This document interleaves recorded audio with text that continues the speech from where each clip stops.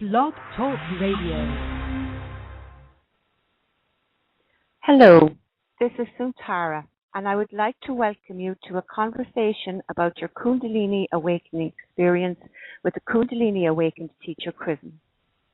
This is our second BlogTalk Radio presentation, and I would like to thank you for joining us live, and I would like to thank those who join us in the future by accessing the show in the archives.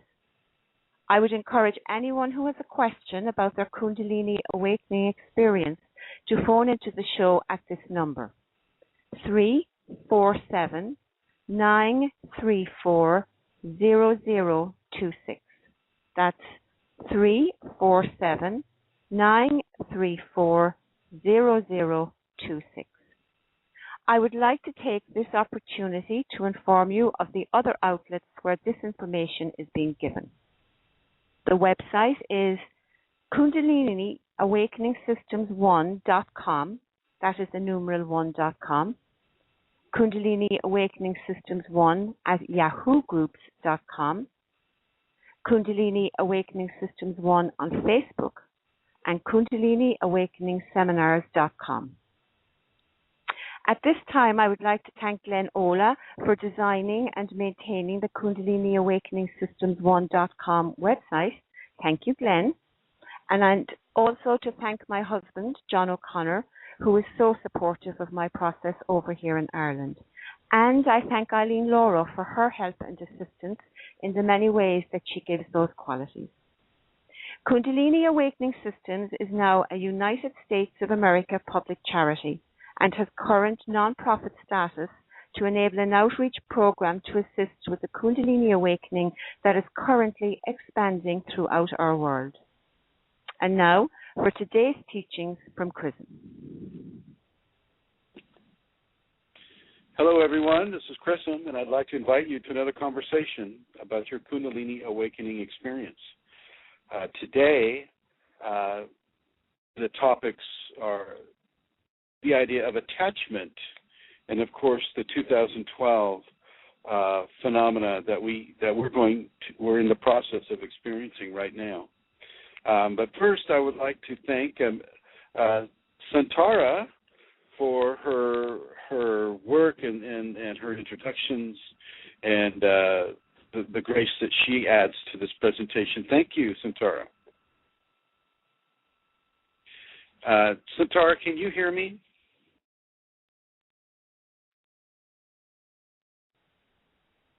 Okay. Okay, sorry, Chrism. Yes, indeed, I can hear you, but I had muted my microphone, and it takes a few seconds for it to unmute. Understood. Okay, thank you. Let's talk about Kundalini attachments. But first, as I'll do with each show, I want to give a brief summary of what Kundalini is for people who are new to it that may be joining us today. Kundalini is a dormant energy, a very powerful, dormant, transformative energy that lies in the last three vertebrae of the tailbone, extending with activation points extending down the legs into the bottoms of the feet. It is the source of the force of life within us. It is the force of conception. It is the force that allows us to go through the changes that we go through as a human being, everything from birth to puberty to the maturation process. Kundalini is the force of life within us, and science does not yet understand how far the Kundalini reaches into our bodies and our minds and our spirit and our understandings of consciousness. But for those of us who have Kundalini, we do realize that it extends very deep into us and radiates out from us. So just that brief explanation. Attachments are what we adhere to with regards to wants and desires or fears or some of the other concepts of holding on to that we have in our ego-based conscious lives. The fear of loss and the want of gain would be each would be their own chapter on attachments, but they're both attachments. With the Kundalini, there is a strong degree of surrender that is required for the person to understand and to receive the many, many different gifts and transformation of the Kundalini. And so you really need to surrender your idea of self. This doesn't mean that you let go so completely that you can't drive a car, or you can't get the kids ready for school, or you can't maintain your job. You most certainly can do these things. But what it does require is that you get rid of the conscious attachments of being in control of the Kundalini as it comes through your body, as it begins to change your body. So, for instance, spontaneous movements such as Kriyas that come with the Kundalini. Sometimes your body will just go into a spontaneous movement that will sometimes resemble a yoga position. Well, you just surrender to that, and you allow that to take its course. You don't try to control it. You don't try to manifest it.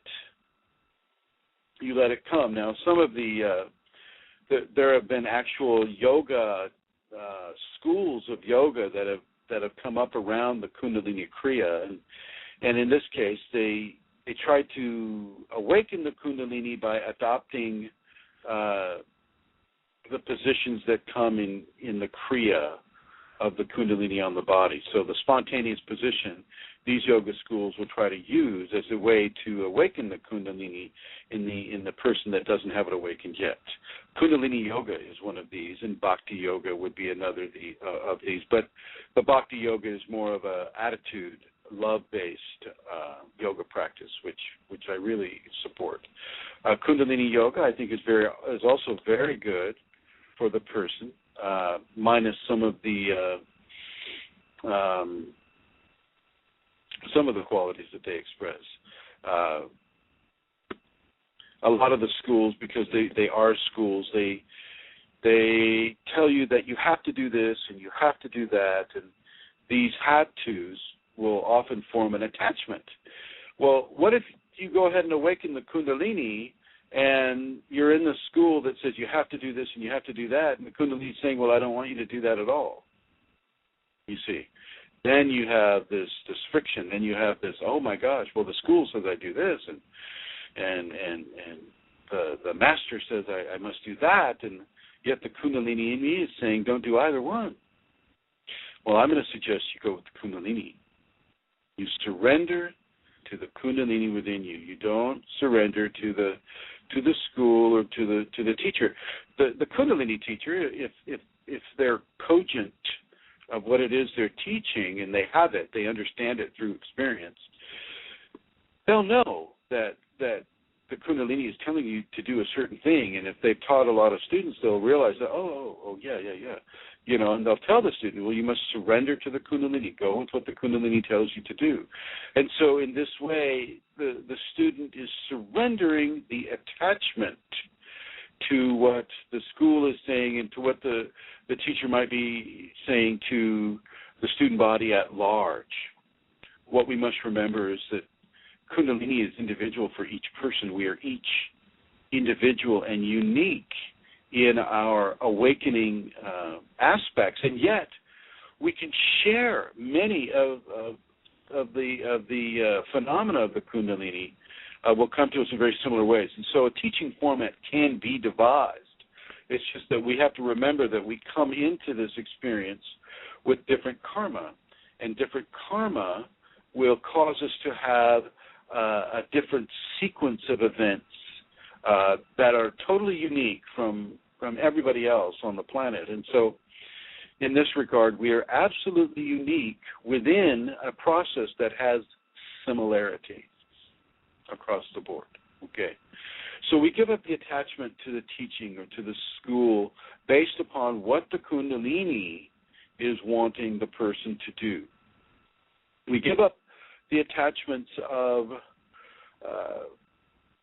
perhaps in the Kundalini case in our society of the West right now, we may not want to go, shouting from the rooftops that, oh, I am now Kundalini awakened. That may not be the best approach. You might see that ambulance from that rooftop heading to your house. So be advised. And I've actually been in conversations with people that have Kundalini where their parents or their friends have called the ambulance, and I can actually hear the sirens on the way to the house to pick the person up, and the person is just up in arms that the family or the friends did this to them, and it's a real thing. And so I wouldn't suggest that you go out and advertise that you have Kundalini. And in many cases, the Kundalini will kind of give you the indication not to do that anyway. So once again, surrender to the advice of the Kundalini. We give up the attachment of becoming perhaps extremely wealthy, being taken over by greed or being taken over by the desire to have more, just for the sake of having more. And this includes money, this includes power, this includes anything that would be of a conquest nature. In our society, we're very, very competitive, and the idea of conquest is very strong in the mainstream society. And with Kundalini, you may just want to back off of that attachment of competition, of feeling that you have to be number one at everything. Well, you don't. Let somebody else be number one once in a while. It's good to know the full spectrum of human life, not just one end of it. Okay, yes, you get all the accolades, and in our society, it's a happiness experience to be the winner, so to speak. But I'll suggest that you dissolve that attachment to always having to be the winner. And I know this goes very deep in our society because we've been kind of trained from our childhood to be right, to be number one, to be the winner.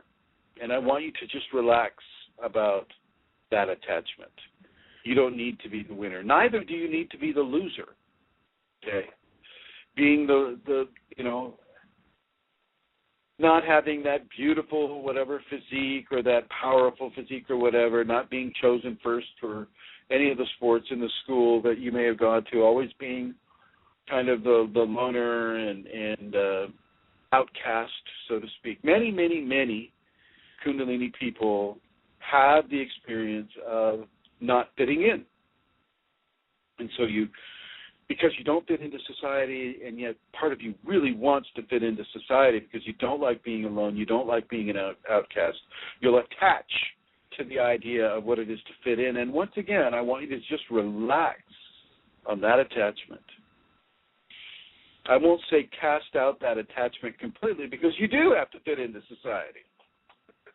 You don't want to wear a polka dot clown's outfit to the bankers meeting.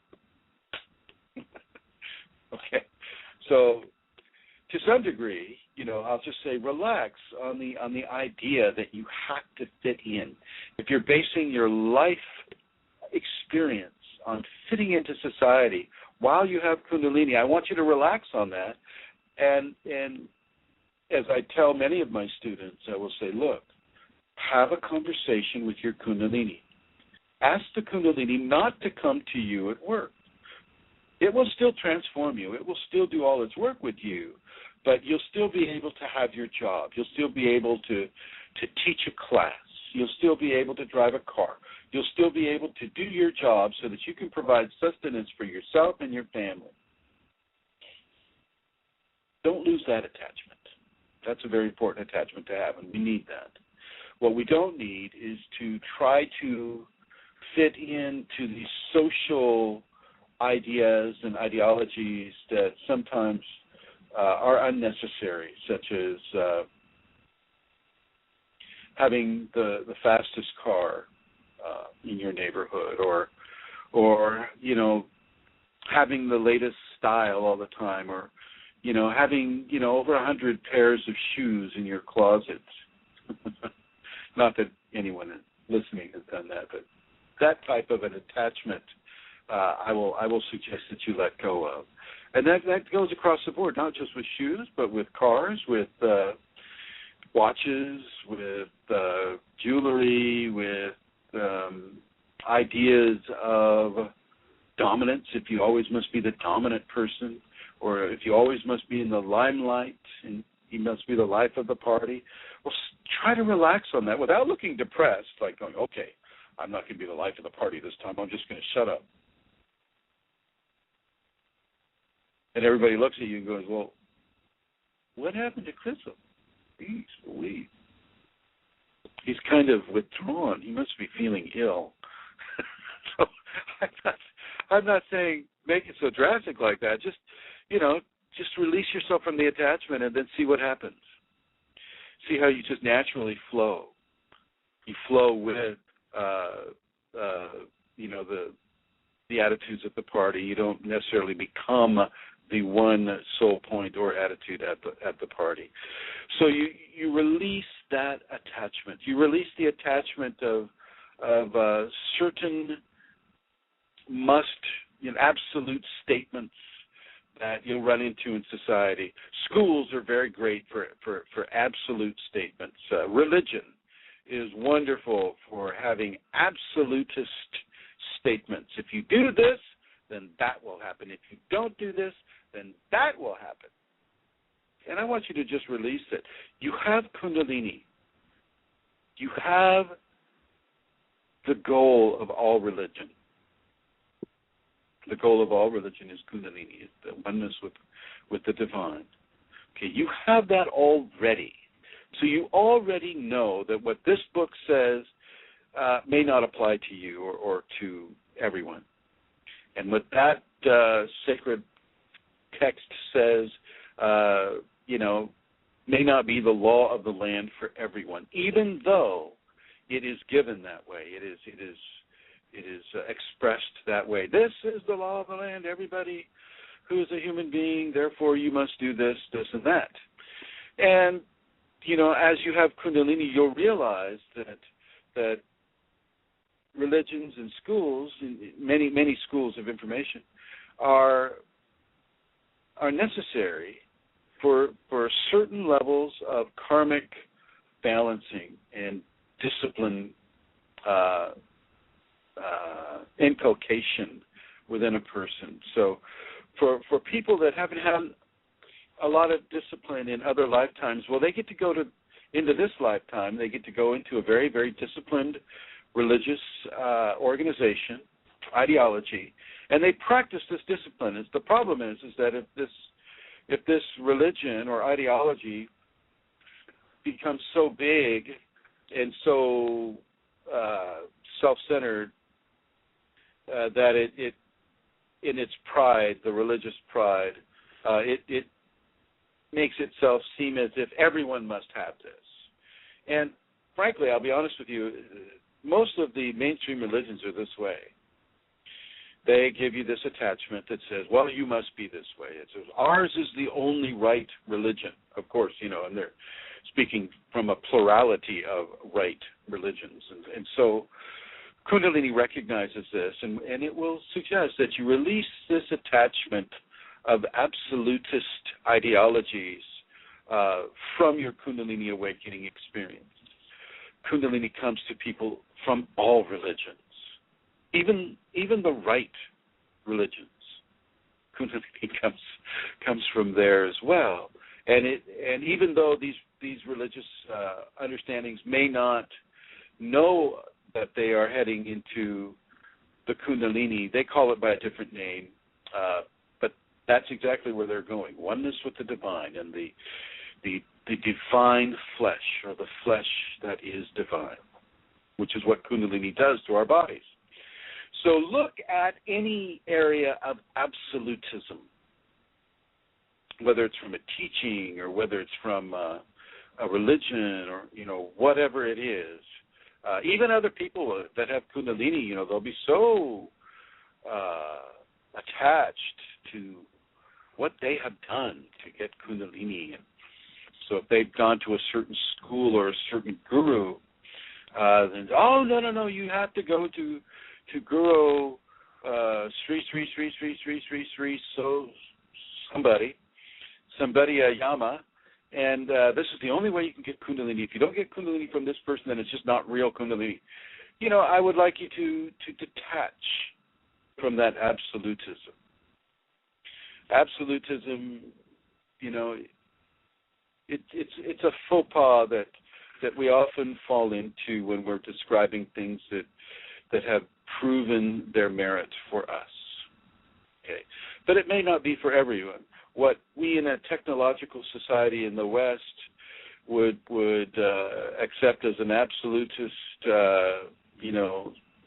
fact, may not be the same for a shaman in the Amazon basin. The two different societies may have two different understandings of what fact is. And so with that understanding, and because you have the Kundalini or you're coming into the Kundalini, absolutism needs to be flexible, which I know that it's kind of the opposite of flexibility. But I would suggest that you begin to detach, from the absolutist statements and understandings that you have, and once again surrender into the Kundalini and feel the knowingness that comes to you from the Kundalini, and it will pertain to how you are in your society. This knowingness will pertain to how you relate to society and how you will best prosper in this society being Kundalini awakened at the same time. Attachments to certain ideologies or certain understandings can provide blockages. And because you see a certain thing as an absolute truth, it must be this way. And the Kundalini in you may say, well, no, not necessarily. You may have a lot of emotion wrapped up around that attachment of it. Well, it must be this way. And the Kundalini will either look at that and go, okay, they are so into that attachment. We'll just go ahead and activate them with that attachment, or we're just, this attachment is very unhealthy for them. We're going to go ahead and go through this attachment right now. We're going to get rid of this or help them get rid of this attachment. So the Kundalini itself is very, very flexible depending on your karma about how and when certain blockages are going to be removed. But I would like you to know right now, before you have Kundalini perhaps, and even as you do have it right now, to let go of your attachments of what must be. Kundalini in you knows what must be. Your consciousness or your ego does not necessarily know. So surrender that ego control over the choices and decisions that you make about your life as much as you can within the parameters of your unique position within the Kundalini awakening experience. Really give up the ego control to the Kundalini, and don't worry. It doesn't mean you're going to run naked down the streets. You might run naked in a forest, where nobody can see you, which is, that's a fairly common thing with Kundalini awakening. But you won't do anything really that will hurt you. It may surprise. Like, so for instance, if you decide to get rid of an attachment that has a cascade effect on many of your attachments. So,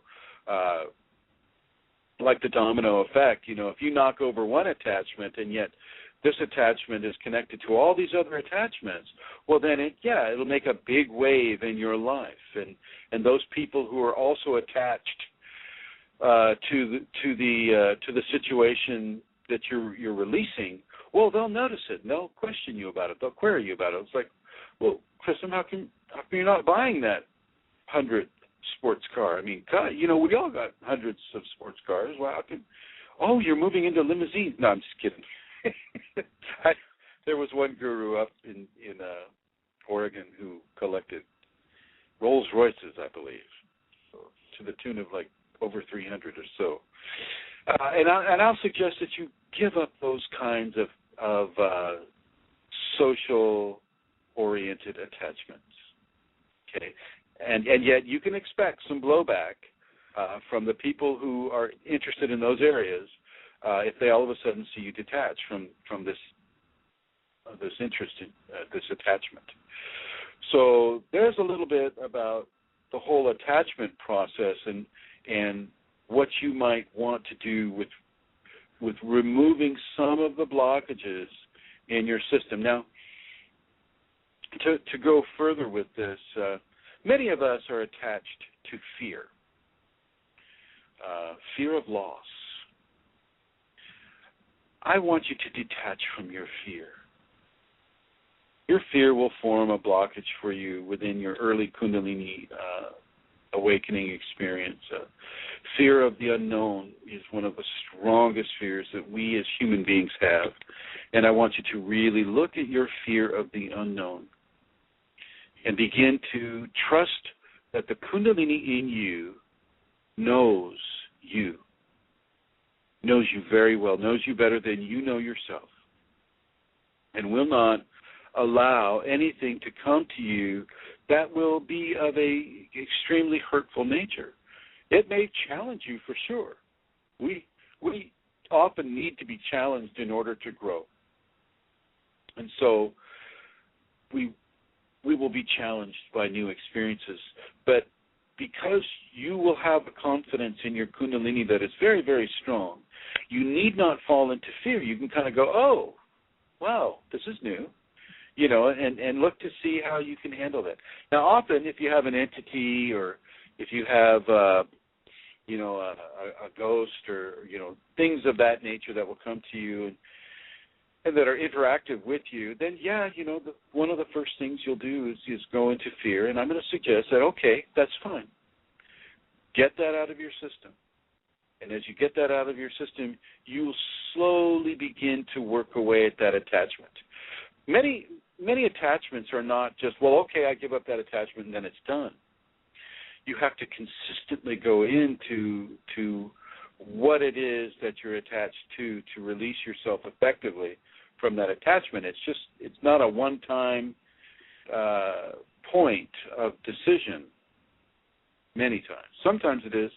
Many times it isn't. Many times it's something that you just have to work away from slowly but surely, using discipline to allow yourself to detach that attachment, to take that off.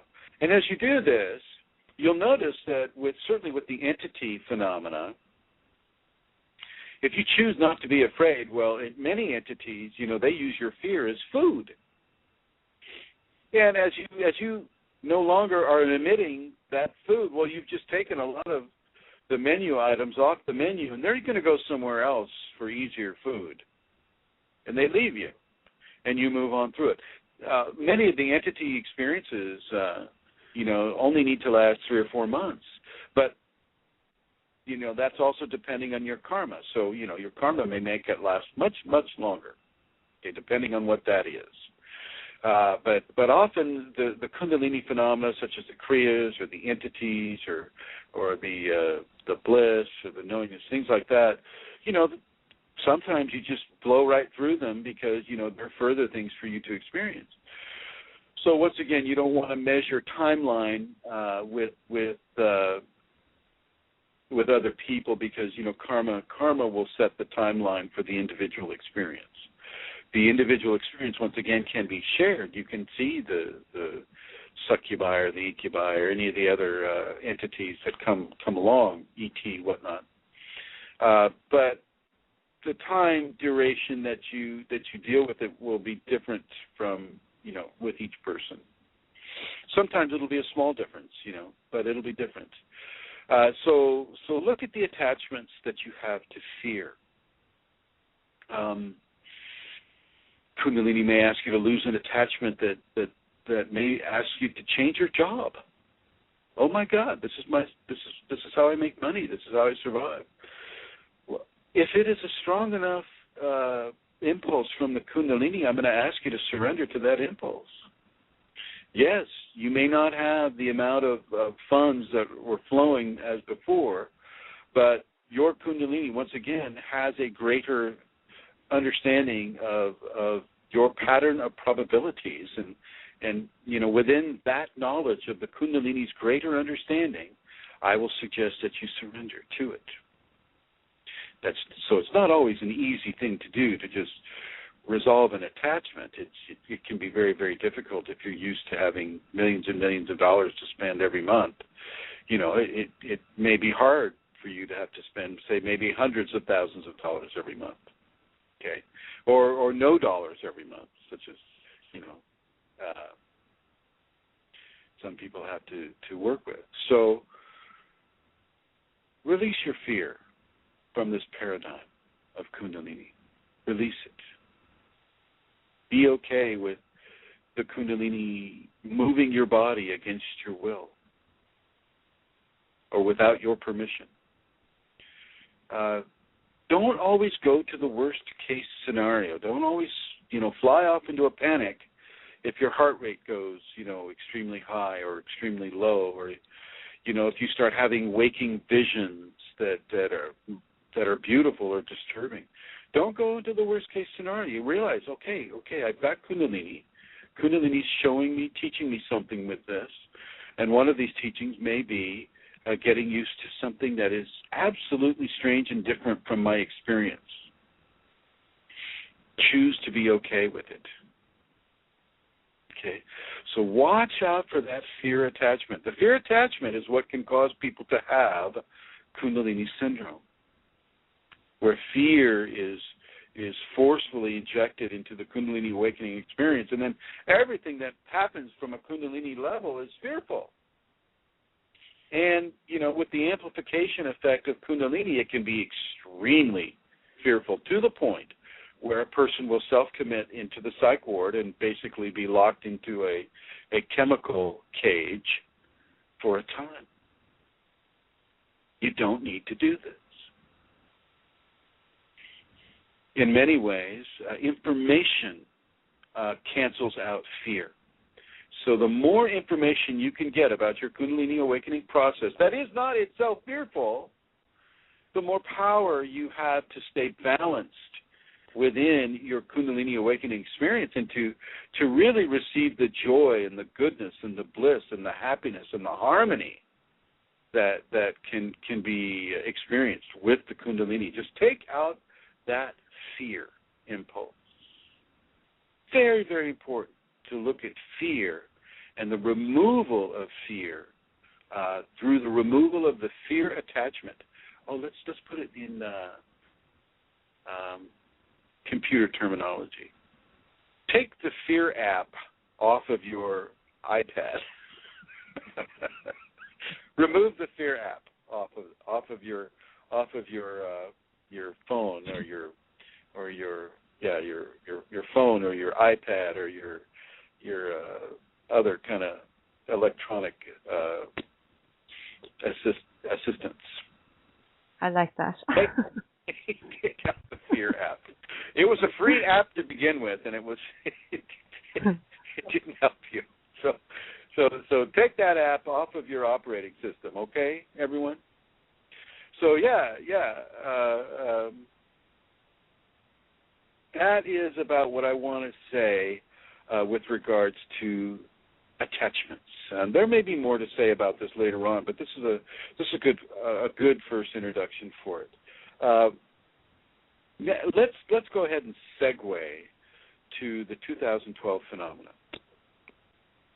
The Mayans had this wonderful long count system that they had an ability to structure their mathematics on base 20 mathematics, and our technology is base 10.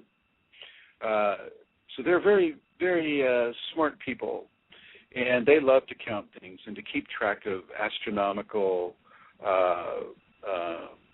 dates, and they would apply certain meanings to certain dates. And in our case, 2012, December 21st, 2012, seemingly corresponds with some of the end of the Mayan calendar long count. Doesn't mean, many say, oh, it's the end of the world, it's the end of the world, it's the end of the world. And I'm going to suggest to you that every night that you go to sleep and you go into the dreamland, it's the end of the world for that one day. The world has ended for you. You have gone to sleep, and the world, when you wake up, will be completely different. Every day is a new day. And it's not necessarily a bad thing. You know, every day is a new day. If you look at time, and you look at time compression, change is the dominant factor within linear understandings of time. Change is constant. Constant change is always there. With the end of this long count, I feel that there's some very beautiful things that are coming towards us. Oh, yes, there will be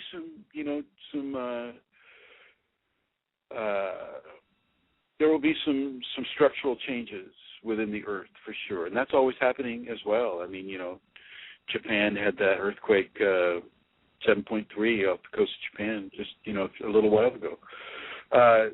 So that is always occurring. Volcanoes are always being grown and dispensing of the pressure of the planet. This is always happening. It doesn't necessarily mean that because humans apply a certain meaning to a certain time in their linear existence that it has to go along those lines. Humans don't always get their way, in the larger universal astronomical sense. Sometimes they do. Sometimes they do. And so I will suggest that 2012 is going to be a time of great change, and it has been. But this coming up date of December 21st, 2012, what a wonderful time to initiate some changes in your life. Make them big changes. If do the long count thing. Make the long count, the Mayan long count, make that really count in your life. Make some big changes and stick with them. And if we do get some sudden earthquakes or planetary disruptions, I'm all for it. I am all for it. Change is not, change is change. The quality of the attitude that we put on it is whether or not we're going to be hurt or pleased by that change. And I'm going to suggest that you just allow your Kundalini to chart your changes, even within the Mayan calendar's long count. This is a wonderful time to be alive. Yes, with all the difficulties, the death, the destructions, the hurts that people inflict upon other people. This is still a beautiful world to live on and a beautiful time to be alive. And I want you to look at all the hype that we have about 2012 and, renting the movie 2012, which I really enjoyed. I loved the special effects were very entertaining, I felt. Don't worry about 2012. Do not let fear set in. I always counsel people to have extra water and extra food. And I will reiterate that. I would like you right now, before your end of the world party, to go out and get extra water, enough for a couple of weeks. You have to understand, I live here in earthquake country. I love earthquakes, but, I understand that they can be extremely damaging and hurtful, but less so if you have a bug-out bag. For those of you that don't know what a bug-out bag is, it's a backpack that can hold some water, some food, some tools, some clothing, and various matches, batteries, flashlights, various things that you would need to survive for a week or three. Okay? And you know, if have that in your house as well. Have some canned goods that have water in them, like say canned peaches or you know, things of that nature that have like a water with them, so that you get water with your meal already. Water is the biggest thing that you're going to need inside of any kind of a big disastrous change. You're going to need water. You'll need water before you'll need food. So water is the top priority. Food is the second priority. If you live in a cold climate, then you need to be able to stay warm. So you know, it comes down to the basics of survival in many of these. You know, if you live in a cold climate and you have an earthquake that knocks out the electricity, well, what do you have then? Not much. Okay, your heater's gone, your communication is probably gone, your food storage, your refrigerator's gone. Okay, so I would like all of you listening to this to stock up. Go to the and unfortunately, canned goods, you know, they may not be the best of quality, but they last a long time. They last a long time, and many of these canned food items, you know, they're a meal in a can, and they're very, you know, compared to other, you know, fresh food sources, they are more affordable as well. So, you know, this is my advice to you: stock up on the water, stock up on the different canned goods, from canned corn, canned spinach, chili, vegetarian or otherwise. Tuna packed in water, these things of this nature. You might want to steer away from those food products that require you to mix water with it, because there you go. You've just used some of that precious water. I would like you all to have a Swiss Army knife and a can opener, not an electric one, not a battery one, but a hand-operated can opener. Know how to use it. Go out there today and give yourself an early Christmas present and buy yourself a can opener. If you can afford to, get a water purification unit. These are these little pumps, and they pump in water that is dirty, so to speak, and it goes through a filter inside the mechanism, and out comes clean, potable water. Make sure you boil it first if you have the availability to do that. If not, then hydrate yourself with that water. It's very, very, very important. Sometimes change comes in the form of a on a grand scale. Look at what happened to the Japanese with their earthquake, and their power went down, and boom, there you are. You have no power.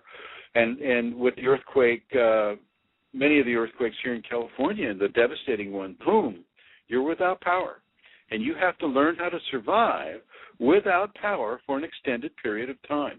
And I want you all, because you're all precious Kundalini people, I want you all to be able to survive whatever comes. And if there's something coming on Friday, December 21st, 2012, then I want you to be prepared to survive it. Okay? Have the party, but have that bug-out bag too. The nice thing about having stored supplies is you can eat your investment. You can drink your investment. If nothing happens, wonderful. Just remember, here's the lessons of Y2K. Okay, Y2K, year 2000, the computers were all going to go down, and it was going to throw off the electrical grid, and we wouldn't have power, we wouldn't have electricity, and we'd be thrust into the dark ages. And so everybody started to prepare for that kind of a disaster. And you got these wonderful, wonderful books of preparedness, which I suggest you get. You know, one of them is, I think it was called the Y2K ARK, A-R-K. Wonderful stuff, and it teaches you how to be self-sufficient. Self-sufficiency is a good thing. Self-sufficiency, and there's also a television series on called, well, all the electricity goes out on the planet, and so people have to go back to the old pioneering ways where human or animal power was that which turned the wheels, or that which allowed us to survive. And so I want you to really, really, really connect with your self-sufficiency. Connect with that. And once again, detach from the fear. Detach from the fear of not having society the way you're used to having it. Go ahead and have your December 21st party. I'm going to go out and I'm going to have a good time that night. I'm planning on having a great, wonderful honoring of the end of the Mayan long count calendar and the beginning of another one. Just because one long count ends doesn't mean another long count doesn't begin. I say let's begin it with love and beauty and joy and happiness. And honor the change that this would represent, certainly for the Mayan people. You got to remember, it's the Mayan people that had this long count. You didn't have every other society on Earth did not, go along with this long count. Now, some of the Hopi traditions line up with this, and some of the many ancient traditions do line up with this long count. And so, I honor that as well. I see the repetition in society, and in the many different societies, and I welcome that. I welcome that, and I see, okay, more than one civilization is lined up with this long count. Not all civilizations, but more than one. And so let's look at the efficacy of these two civilizations saying similar things about a similar date and time. And that allows us to look into this with a little more seriousness. I know NASA's debunking it, the government's debunking it, and everybody's debunking it, but not everybody. But what I see happening with the 2012 is the beginning of a glorious new paradigm. Even though it may start slow, I see it as the beginning of a new age of, and forgive me for using that term, a new period of self-awareness, where people that have Kundalini, to bring it back to us, people have Kundalini have a greater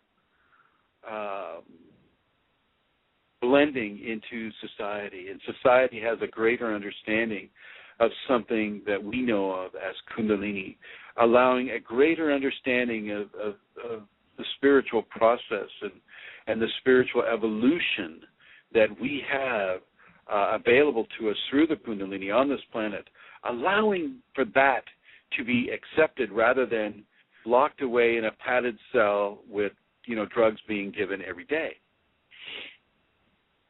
I look forward to that new long count, the long Kundalini count. So you heard it here first, folks. After Friday, it's the long Kundalini count, and I, for one, and I hope that you as well, will join with me into bringing the beautiful Kundalini count into its existence on the 21st of December, and I'm having that Shakti Pot as well. So that Shakti Pot will last 7 days, and we will go through our normal Shakti Pot practices, and yet, how so much special this one is because of the overture of change and the portent of change that is being spread throughout all of our societies right now. And, you hear it on the radio, 2012, December 21st, great change is going to occur. Well, let's embrace that change. Yes, even if it means the electrical grid or whatever grid goes down, because you will have your stored food. Take a clue from nature. Before winter, what do the squirrels do? They store their food. What do the ants do? They store their food. What do many insects and animals do? They store their food so that they will have it when they need it. Well, hello, humanity. Get some food stored away. And don't forget that can opener if you can get cans. Can you imagine having all these cans and, oh, honey, I forgot the can opener? That could be a difficult time.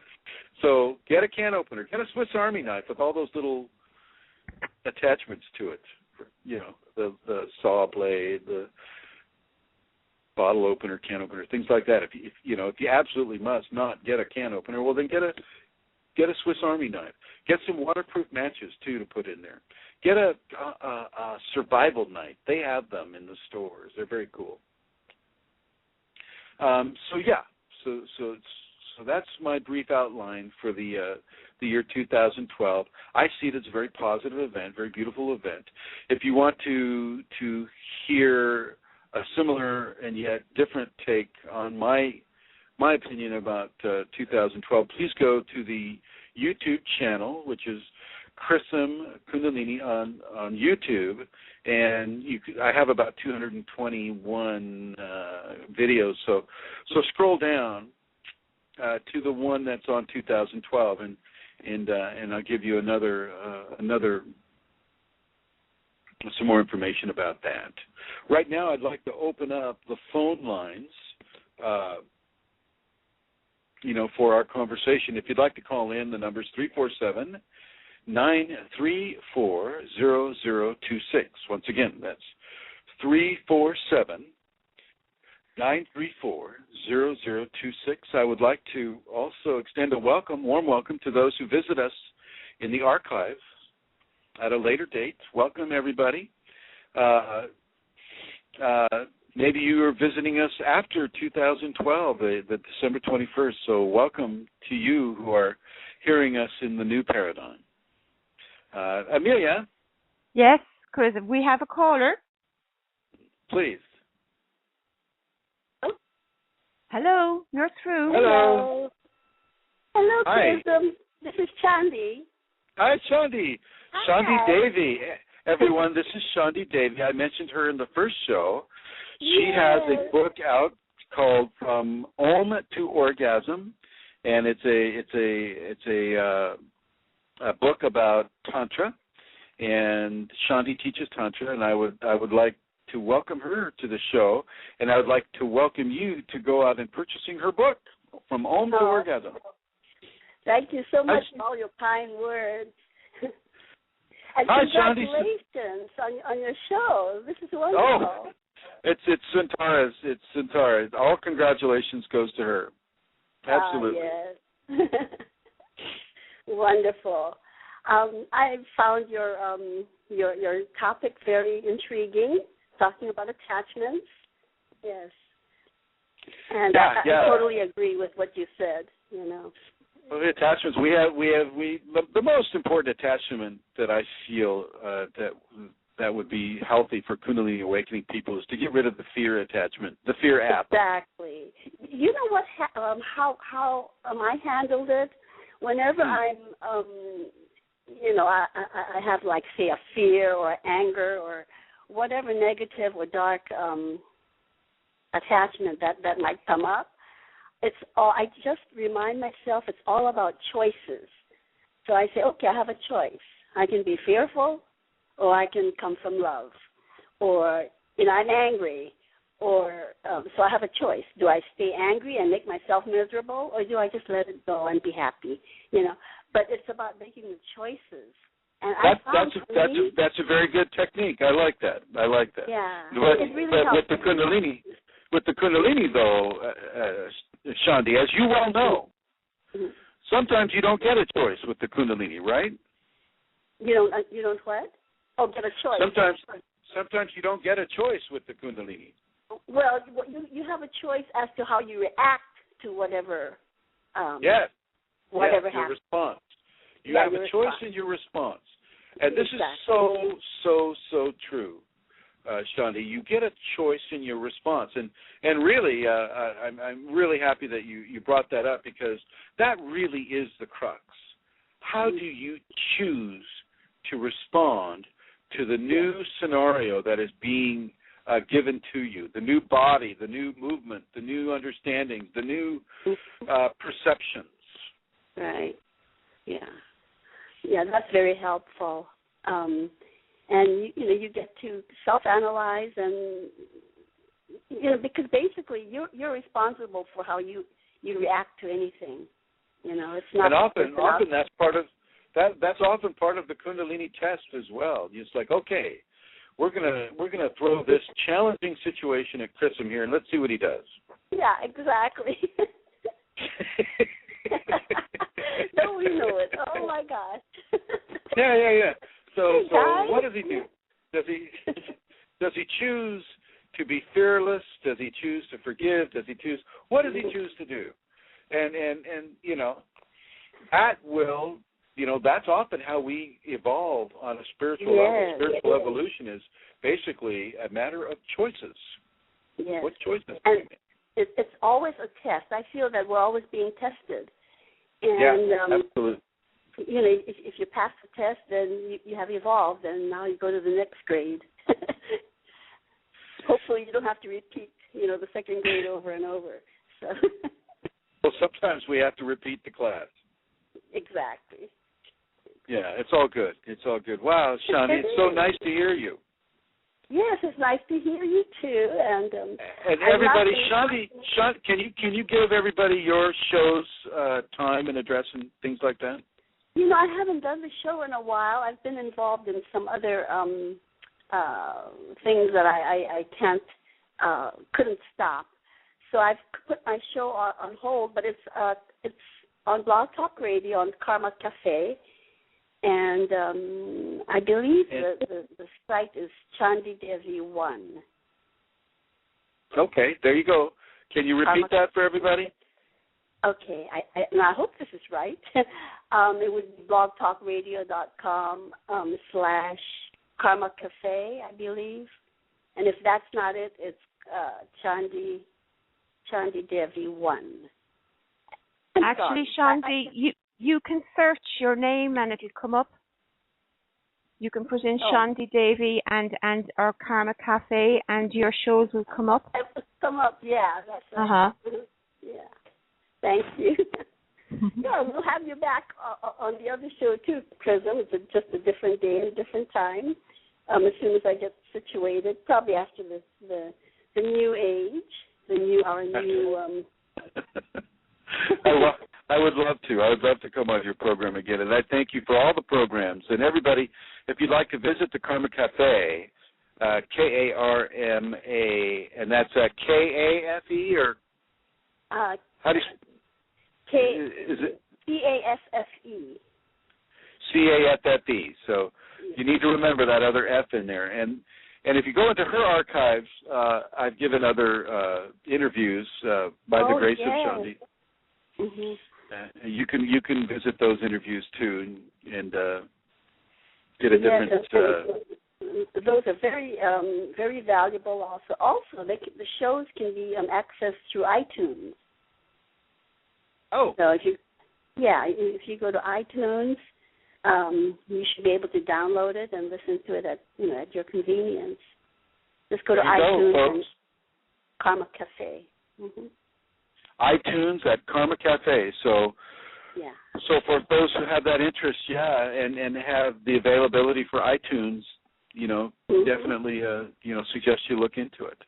Yes. Thank you, Shandi. Thank you for coming on. And thank you, and good luck, and congratulations, and I enjoyed the show very much. Thank you so much. Okay, all right. Happy 21st to you as well. Amelia or Santana, do we have any? Is there? Did you mention before the show there were some questions? Well, there was a question here that that was emailed Chrism. Will I read it? Yeah. It says, I keep having dreams and nightmares about disaster scenarios, and I am not sure if it is symbolic K-dreaming or premonition dreaming or just my ego, because I feel quite fearful about 2012. Well, that last statement right there is enough to color your dreams. Not to say that disasters don't occur. Absolutely. Disasters occur everywhere on this world. It's a fact of life here. I mean, if you step on an anthill, well, a disaster just occurred for that anthill. Okay? So, yeah, disasters can occur. And, worldwide disasters can occur as well. Monsanto, I would call a worldwide disaster. Okay? It's just one that's slow motion. But, yeah, disasters will occur. Don't be afraid of disasters. Just don't be afraid of them. Be prepared for them. Take strength from your preparation. And don't get OCD about preparing either. You can get so wrapped up in your fear about a disaster that you'll try to cover every angle. I don't suggest you do that. Just go with the basics. Find the reason why you're afraid so much about a disaster. Is it the change the disaster portends? Is it inconvenience, not being able to flip a switch and have a light come on? Do you have to work a little harder to get light? What is it that makes you afraid of a disaster? How much of it is just the change from something that is familiar to something that is unfamiliar? Granted, you don't want to be in a tidal wave or a tsunami or if you get injured, it can be painful. So of course I can understand the fear of being put into an injury. But if you do your best to mitigate this, so for instance, if you're in earthquake land like I am, then you always have that wrench that allows you to turn the gas off. When the earthquake is over, gas lines can burst, and so you want to go and have that tool, that wrench, that will be able to turn the gas off. So you want to know where your gas main is. So everybody, go around your house or around your trailer or around wherever it is you live and know how to turn off the gas. If you're living in an apartment, well then, your apartment manager should have that information, and, there needs to be somebody in charge down there who will turn off the gas main. This has a great effect of reducing the amount of fires and explosions that would occur, say, in an earthquake or in some sort of a big change of a large magnitude. If it's fear of that type of a disaster, look at where you're living. Or if you're living in a big city or you're living in a high rise, maybe you want to go for a trip during the December 21st. If you're feeling from your dream life that there's going to be great destruction in your area, take a trip. Go to the desert. Go to the desert. Seriously, if you go to the desert, make sure you have your water and your food and all of those things. Leave early. Maybe leave tomorrow. Seriously, leave tomorrow. Go camping. Yes, it'll be cold. Yes, it'll be a good reason to have a nice bonfire. Yes, you can do it with your friends and your family. Make it fun. Make it beautiful. Make it enjoyable. Get out of the city. Going now is much easier than going after the fact.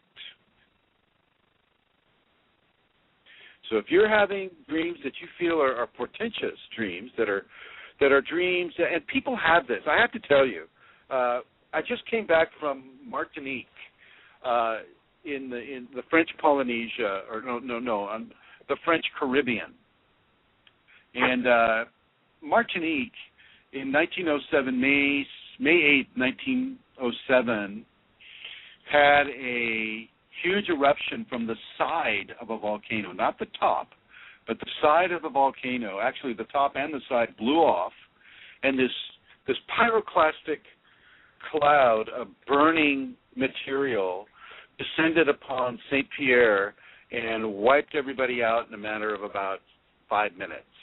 So about 38,000 people were killed in about 5 minutes.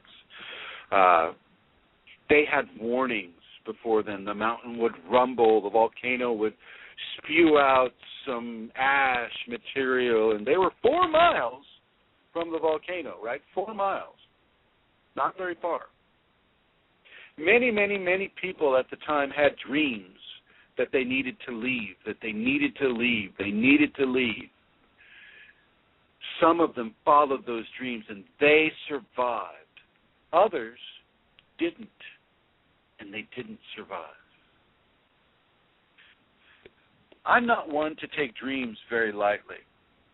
I realize and I recognize, and the Kundalini teaches, the dream life is another reality that we live in connection with this reality. The two realities are part of a oneness of realities that occurs. And so if you're getting dreams that are of a precognitive nature, precognition means that you're dreaming of the future, you have knowledge of the future. If you're not afraid, if you're not overly, afraid of what's occurring for 2012, December 21st in your area, then don't worry about it. But if you're getting dreams that you feel is having a precognitive effect for you, and you're not just buying into all the hype. Let's look at the media. The media is really, on the one hand, they're saying, "Oh, it's nothing. Have a great party." On the other hand, it's saying, "Oh my God, run for your lives!" So what they're doing is they're saying anything that they can say that will make people buy their newspaper or listen to their show or go to their online website. Fear sells. Just like sex. Sex sells. Well, so does fear. Fear sells. Okay?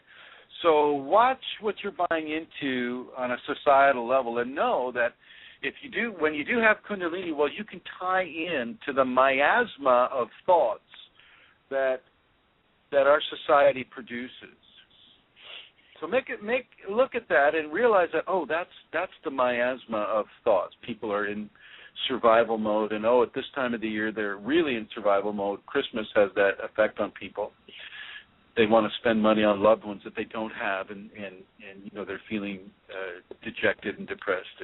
And here comes 2012, December 21st, and I just finished watching that 2012 movie, and oh my God, I live in Santa Monica, and oh my God, it's going to go down. What do I do? So watch what it is you're taking in as far as programming goes. And if you're able to excise that out of the equation and you're still having premonition-type dreams, then I'm going to say pack the car up, go to your favorite campground outside of the city, and have a 3-day, let's see, since it's on Friday, have a 4-day weekend. Call in sick. Do whatever you need to do. Make sure you pack food. Make sure you have warmth. This is winter in the northern latitudes, so make sure that you're able to stay warm. Make sure that you're able to stay fed. Make sure that you're able to stay hydrated. Make sure that you have a radio with you. Maybe practice some of these techniques of what it is to go camping. How do you start a fire? How do you make a fire? What if you don't have matches? What do you do then? I'll suggest you go to the store and get some of those magnesium lighters, Bic lighters. Do whatever you can do to have the availability of fire. Take your kids with you. Invite your friends. Hey, I want to go spend the winter solstice, or the end of the Mayan long count out there in the desert, so where we can see the stars. Go out of Los Angeles. Go out of San Francisco. Go out of New York. Go out of Atlanta. Go out of New Orleans. Go away from wherever there are these tremendous high rises that would be, say, prone to an earthquake. If you're feeling that way, I am not one that will say, don't respond to premonition dreams, because I know with Kundalini people, some of those dreams are true. Some of it you're buying into programming. Some of it. So discern for yourself. Look beyond your fear. Look beyond your fear. And if it's still there with you, now's a good time to pick out a campsite. Now's a good time to go to the grocery store, get your canned food, get your water, get your gear, get ready to go. Get your fire starting materials. Pack up the car. Gas prices have gone down a little bit. Get some gas, maybe get some extra gas, if you can get extra gas. Get some extra gas, too. And go. Go.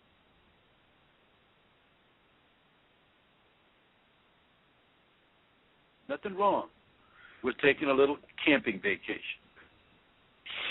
If you can have something to, let's just say the worst case scenario happens, right? Something occurs and we're thrust into a primal time. Well, then you have the food, you have your water, you have an ability to find shelter, to make shelter. Tom Brown sells a lot of books that are that I would suggest. He has a 4-book set that's all about survival. It's not necessarily survival within a disaster, but sometimes some of it. He has one on suburban survival techniques. And so, for instance, let me give you a for instance. So, for those of you that are living in a cold climate right now, like say Chicago, New York, Buffalo, some of the northern areas. If all of a sudden the electricity went out, well, how are you going to stay warm? I mean, geez Louise, it's cold in Chicago right now. So one of the things that you would do is you would stuff newspapers and plastic bags and things like that into your jacket, into your coat. Because what they do is they further insulate you. They keep your body temperature as a source of heat for yourself. So that's one technique. Who would have thought of that, right? Well, what Tom Brown writes is he says you go out along the street and you look for any kind of clean trash that you can put into your jacket. Look for newspapers, old newspapers, or plastic bags, or things of that nature. Leaves, even leaves will help to insulate you. Okay, and what Chrism will tell you to do is to get some DMSO, mix it with some water. 70% DMSO, 30% water, and clean your digits very well. Clean your fingers very, very, very well. Clean it with alcohol, or preferably something like vodka or something like that, not the toxic alcohols that they use to sterilize wounds with. Clean that first, and then put it on your lips, on your ears, anything that would get frostbite. If you have DMSO in your system, then you'll be safe from frostbite for a good amount of time. This they discovered in Minneapolis in the 60s, and that was with a lower concentration of DMSO as well. You can get that at your health food store. Okay, but be very, very careful, because DMSO is a liquid hypodermic, and so whatever's on the top of your skin will go into your bloodstream. So make sure that whatever DMSO touches is as sterile as you can make it. Okay? And of course, I don't suggest DMSO for any kind of medical treatment or consumption. I'm basically quoting from what the surgeon in Minnesota discovered when he saved a person from frostbite. So there you have that. I am not a doctor, and of course I will state that under no circumstance should you take any kind of medical advice from me. But you can take survival advice from me, and that is being offered as survival advice. Santara? Yes, Chrism. Are there any more questions? Yes, this one isn't about 2012. It came in early, but I'd like to read it. It says, when I had the Kundalini awakening this year, it seems that a close person also knew this was happening to me before it happened. The person told me about some of the symptoms I may have, and this helped me as I went into the Kundalini experience to let go and not fear. When I went to email this person, he had already congratulated me. I didn't know what had happened, and the word Kundalini wasn't used. Not until I did research did I find that I had something that people call a Kundalini awakening. Have you heard of this before, and could you comment on it? Sure. That, having knowledge of Kundalini, if you already have Kundalini and you see somebody going through the symptoms of the awakening, it's fairly simple to realize where they are in it. If they're in a certain spiritual practice or in a certain belief system or something of that nature, and the person who is doing the observing already has the Kundalini, well, there's a certain level of knowingness that comes with that. The Kundalini may even communicate it to the observer directly. It's like, oh, she's coming into Kundalini. She's about maybe a week off from having a spinal sweep or the actual marriage. When you're Kundalini awakened, you're privy to such knowledge. You can have that. You can see that. You can feel it. You can know it, and you can give an email to the person, giving them a congratulation before they even know. So that's a fairly common trait among the awakened Kundalini people. So congratulations to the caller, to the person who asked the question, for having the Kundalini and having a friend who is able to see it in advance. How cool is that? Okay, well, we've also received some inquiries about donations and how to financially support Kaz and the teacher. And one inquiry asked why there was no donation icon on the website, because she said there's donation icons on every website that she visits. And I'd like to address that, if I may, in a moment. But also there was an email from Pat who said, Chrism, your videos on YouTube and your articles on Facebook have been a godsend to me, and I would like to support you in your work, but do not know how to go about doing this. So if I could just say to Pat and to others who have asked about donating and supporting Chrism and the work that he does, I would like to say thank you. This support is necessary and very much appreciated. And as I mentioned in the introduction, Kundalini Awakening Systems, or CAS, is now a United States of America public charity. However, although non-profit has been granted, the paperwork is still in progress, and this must still be completed before that donation button can be installed on the CAS One website.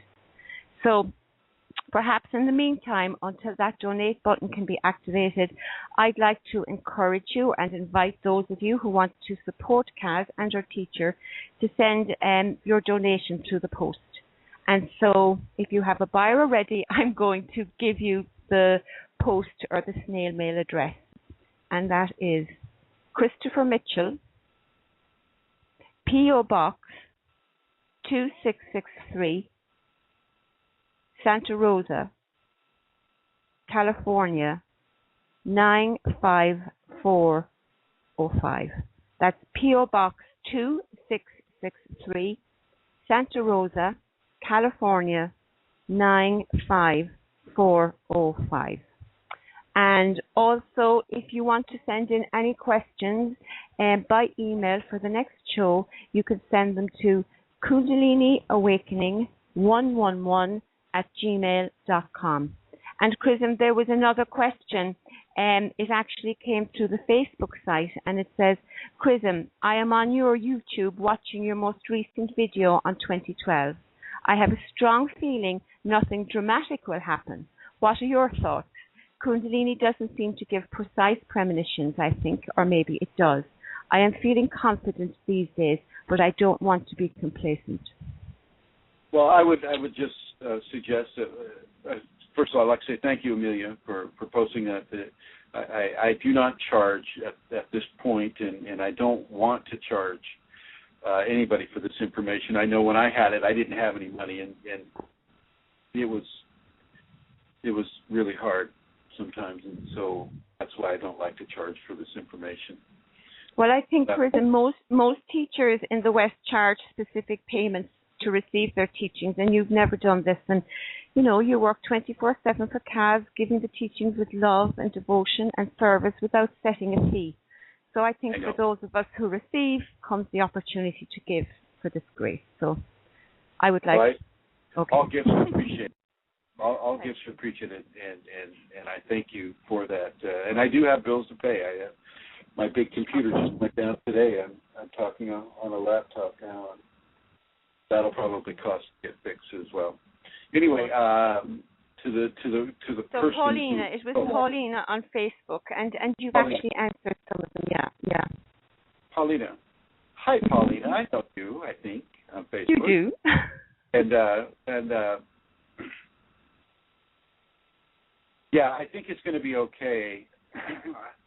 A lot of the Kundalini dreaming, if you're in an area that's going to get demolished, like the people in St. Pierre, Martinique, you would be well. You do well to listen to those dreams. Absolutely. If you're living next to a volcano that's been erupting, if you're living in a place like, say, Tokyo or Japan or somewhere where recent volcanic or earthquake activity has been noted, yeah, I would if I were in Tokyo, I would take a boat. You notice that's the safest place to be, really, in a tsunami is on a boat. It's not because the big wave comes. It's not a big wave really in that way at all. It's just that the entire sea just lifts up. It's just lifting. If you look at any of the videos of the tsunami for Phuket, it's a lifting of the sea, not a surfable wave that you can get on a surfboard and wave. It's not like that that we've noticed at all. But if you're a boat, being out to sea is one of the safest places to be in regards to tsunami. But if you're in a geographical location where traumatic phenomena has already been occurring, then yeah, I would leave the area, definitely. But if you're not, if you're in an area that has up to this point been very, very patient or quiet, then yeah, I would have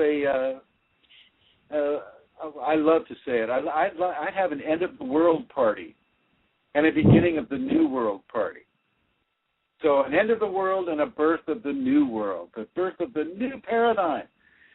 When it goes 12:01 on December 21st, wherever you are, well, you make a toast to this new world. Whether you're, if you're in the middle of an earthquake, it might be hard to hold the fluid in the glass. I understand, but if you're not, then make it a joyful beginning.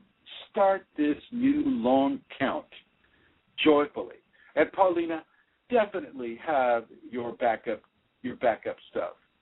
I know where you live, and I'm feeling that you're actually in what I would consider to be a fairly safe zone. But I would say have that bug out bag.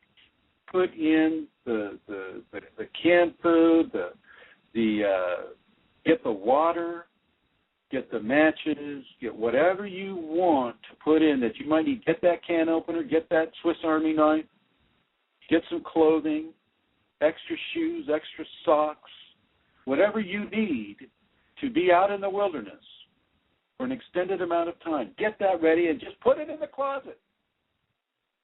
Put it in the trunk of the car. Have it when you need it. Have it when you need it, if you need it. If you need it. Now, let's see. You may suffer electrical outages. This can happen. And so that bug-out bag will once again come in handy because even though you'll still have your apartment or your house, wherever it is you're living, but you may not have the availability of food.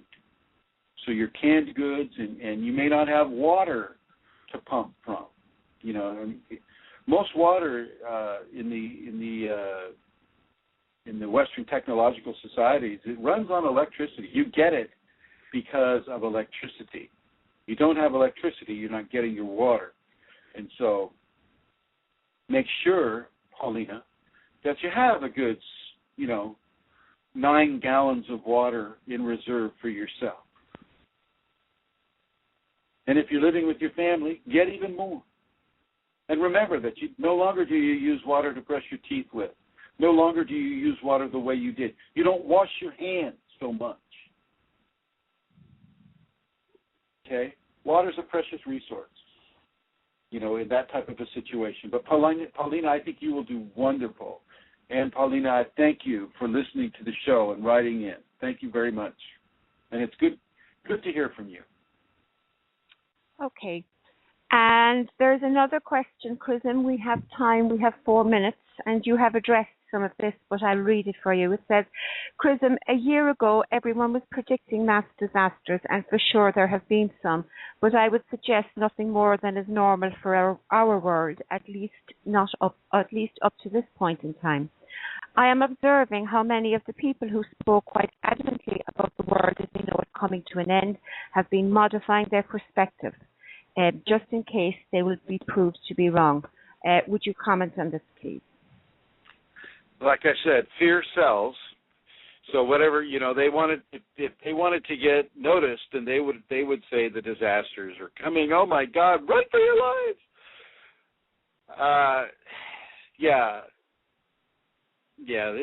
It's basically, and what will also happen is those who were saying that the sky is falling, that because of their prayers and their techniques and their get-togethers and their meetings and their sacred gatherings that they were able to stop the great demolishing disasters from happening, and that's why it didn't happen. You're going to get a lot of that too. A lot of that happened after Y2K as well. So, what I say to that is I say, hey, okay, whatever. You look at how they're modifying it, and you just kind of forgive them maybe for some of the panic that they may have caused earlier, and you just kind of their spiritual evolution. What they give out is what they may receive at another time. I feel that it's more of a geographical thing. I've always kind of seen it as a happy new world type of scenario, but I also understand that disasters happen. I mean, the Loma Prieta happened. Earthquakes happen. Tsunami in Japan happened. Tsunami in Phuket happened. So these things do occur, and I'm certainly not going to say that they don't occur. I am going to say that that you can prepare. You can have a way to survive them, and for those that are spreading fear, well, I'm going to say don't buy into it. Don't buy into it at all, and it's nice to hear. The person is not falling into that, and I tip my hat to you. Well, we actually have another caller online, but we don't have time to go to that caller. Okay, 1 second now. Hello, caller. Hello. Hi, you're through to Chrism. Go ahead. Hello. Hey. Hi, Chrism. This is Jeffrey from Florida. I wanted to ask you, I've been doing your system for several years now, and it's absolutely been life-changing and wonderful. I've had about 12 spinal sweeps over the last several years. They always stop at my third eye. We're going to go out of time, guys. I wanted to ask you if you had any thoughts on how to get through these types of knots. I'll cover it in my next show, my friend, but you can privately email me, and I'll respond to you as well. Thank you so much, Chris. I really. Is this Jeff? Yeah. Okay, I'll respond to you, Jeff. I really Okay, am everybody. grateful, Chrism. Thank you so much. You're welcome. You're welcome, my friend. Hey, everybody, Happy New World. Happy New World. Toasting the new world and the new count, long count. Thank you, Chrism. All right. Thank you, Satara. Bye-bye. Okay. Bye-bye.